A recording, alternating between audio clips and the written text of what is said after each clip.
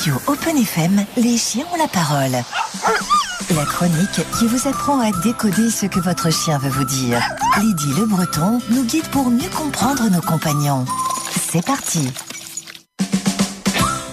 Et oui, c'est notre chronique où on apprend à communiquer avec son chien. On en a parlé il y a un petit moment au commencement.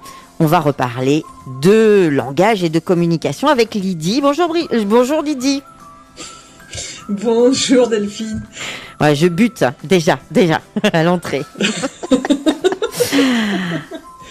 On repart sur une nouvelle série, mais enfin nouvelle oui et non, parce qu'on reprend un petit peu, on va dire, les bases qu'on avait un petit peu données dans les premières. On va parler communication, langage du chien. Oui, communication, langage du chien. Les chiens ont la parole, alors justement, on va parler communication et langage du chien. Je trouve que c'est toujours très important de faire une piqûre de rappel à ce sujet-là, parce que je me rends compte que souvent les humains n'ont pas forcément ne savent pas forcément comment leur chien communique et comment leur chien leur parle. Alors, je voulais faire une petite piqûre de rappel. Et dans les chroniques suivantes, on parlera aussi de comment l'humain peut communiquer avec son chien. Eh bien oui, parce que ça c'est bien aussi que notre chien nous comprenne. Ben oui, c'est mieux. C'est mieux. Dans une communication, il faut que les deux se comprennent. Et on est bien d'accord. Voilà, donc le langage du chien, c'est pas fait pour faire joli, hein. C'est fait pour la sécurité, parce que c'est quand même très sécure de pouvoir comprendre son chien, dans le sens où si on le comprend pas, ben au bout d'un moment, il va en avoir marre de pas être compris, et il va dire, bon bah écoute, je grogne, t'as toujours pas compris, bah écoute, je te mords. Bon, j'exagère un petit peu, hein. Oui, c'est pas le but quand même. On va pas se faire mordre. On n'en arrive pas jusque-là, mais il est quand même tout de même important de bien comprendre son chien avant d'en arriver là. Parce que souvent, les morsures, je l'ai déjà dit, je sais, je me rabâche, mais c'est tellement important parce que qui dit morsure dit souvent euthanasie, malheureusement. Donc, si on veut pas en arriver là, c'est très très très important de savoir communiquer avec son chien et de comprendre ce qu'il nous dit. Exactement. Voilà. Et puis en plus, c'est bien aussi pour la confiance, parce que si le chien il dit ah chouette, il me comprend, donc je peux lui faire confiance. Il sait ce que je lui dis. Donc voilà. C'est pour moi très très important. Comme ça, notre chien a confiance en nous parce qu'il sait qu'on le comprend, et nous, on a confiance dans notre chien parce qu'on le comprend. Voilà. La très bien résumé. Très bien. Donc, savoir lire son chien, ça permet aussi, savoir comprendre son chien, ça permet aussi d'ajuster son propre comportement.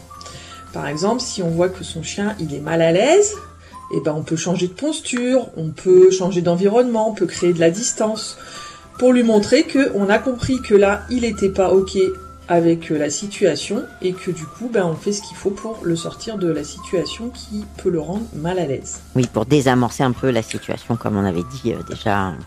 Ouais, voilà. Bon, désolée, je rabâche un petit peu. Non, mais il faut. Pour moi, c'est la base. La base très, très, très importante. Et les bases, c'est fait pour être répétées jusqu'à que ce soit rentré. Exactement. Donc, du coup, un signal seul, par contre, ça veut rien dire. C'est-à-dire, par exemple, on avait parlé des signaux d'apaisement, le bâillement, qui est souvent un signal d'apaisement. Donc, qui dit apaisement dit le chien s'apaise, il veut apaiser la situation. Voilà.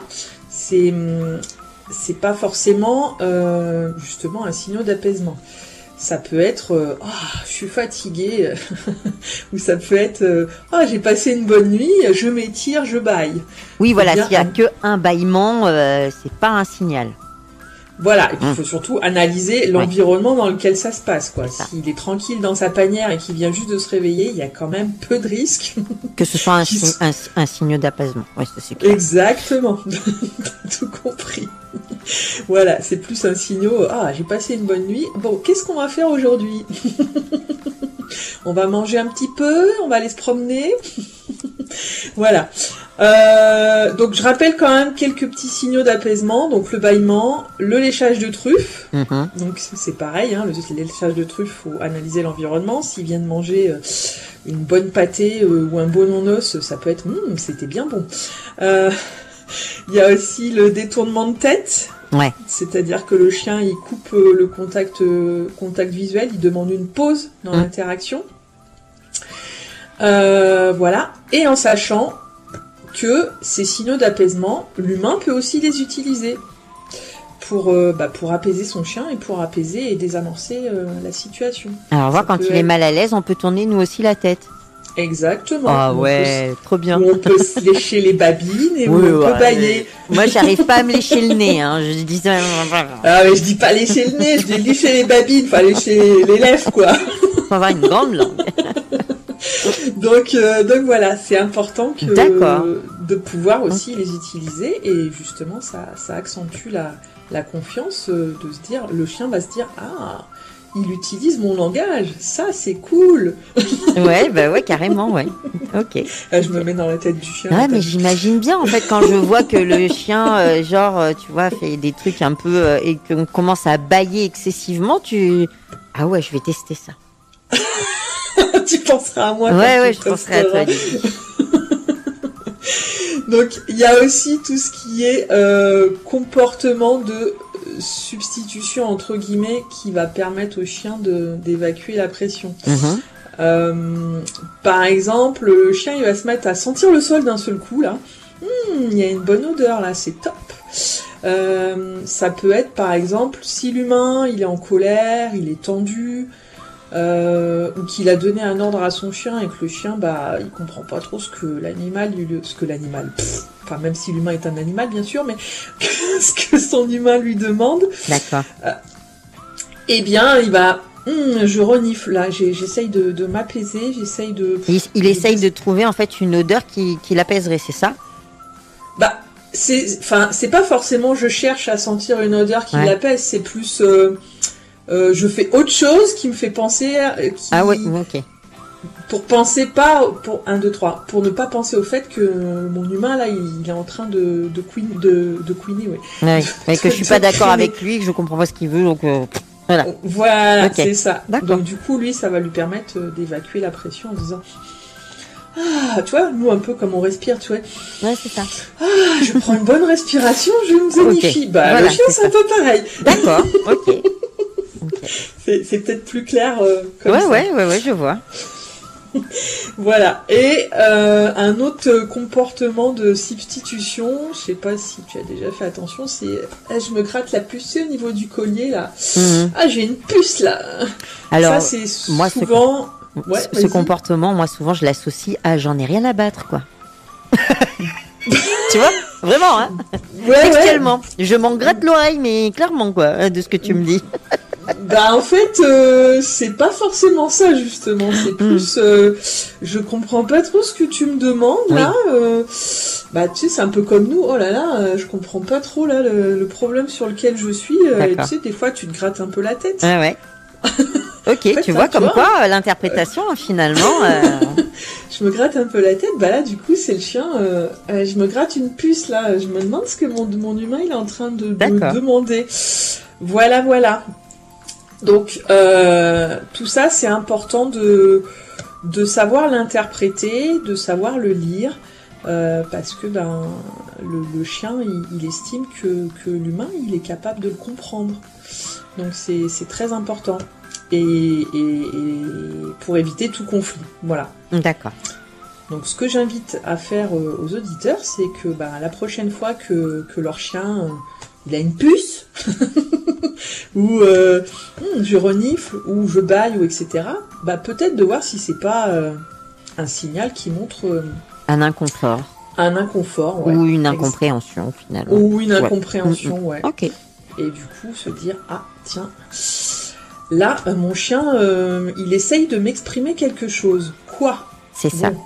Là, je vois qu'il y a un chien qui peut l'embêter. Enfin, tu vois, analyser la situation. Ça peut être sympa. On va être tous à observer, en fait, les chiens à la loupe après. Tu le sais, ça, Aline. Au moindre comportement, on va se poser des questions. Ça va peut-être le stresser, hein, si t'arrives avec une loupe.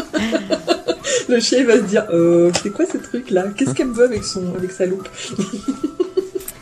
Donc voilà, en gros, en résumé, enfin, quelques points de communication et comment nous, on peut aussi agir et répondre à notre animal. Merci Lydie. Ouais. Nos auditeurs peuvent bien évidemment nous poser aussi des questions sur un comportement que leur chien qui n'arrive pas à comprendre. On l'a déjà dit, Oui. que ce soit sur les réseaux sociaux ou par mail. Et puis bien évidemment prendre contact avec toi Lydie sur ton site instinctdelien.com. C'est ça, c'est parfait, tu as bien retenu. Ouais, tu vas me mettre un bon point. Ouais. Je te donnerai, je sais pas, une petite friandise, un petit bonbon. Tu aimes les bonbons? Moi j'aime les bonbons, mais pas les bonbons... Non, pas les bonbons pour chien, non, rassure-toi. non. Bon, merci Lydie, on se retrouve semaine prochaine pour d'autres aventures. Hein. On se retrouve semaine prochaine pour d'autres aventures. Avec plaisir. Allez, au revoir. Au revoir.